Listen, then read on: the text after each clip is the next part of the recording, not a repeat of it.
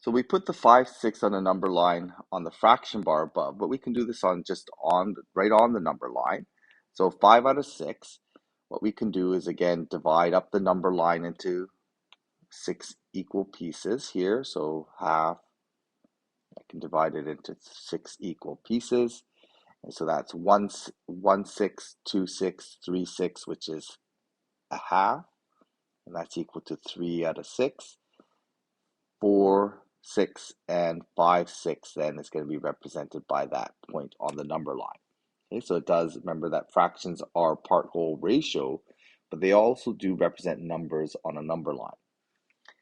So when we talk about a fraction, the numerator represents the part, the denominator represents the whole. So that's one way we can think of it. Another way we can think of the numerator is the number of pieces, the number of fraction pieces.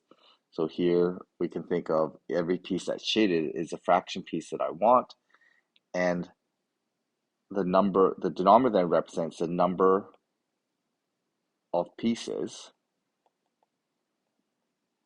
to make whole.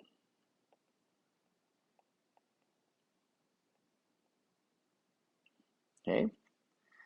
Now, another way we're going to start talking about this, and this is a big idea in fractions, is the numerator can represent multiplying pieces.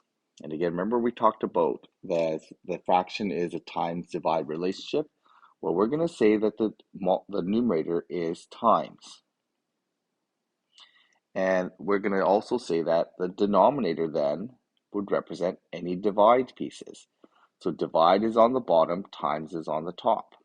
So any numbers that we see in the bottom represent divide pieces.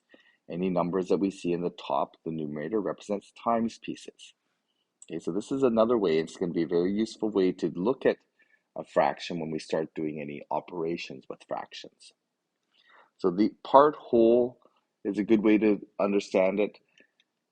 As in terms of fraction pieces, we can think of it as the numerator is a number of pieces we shade.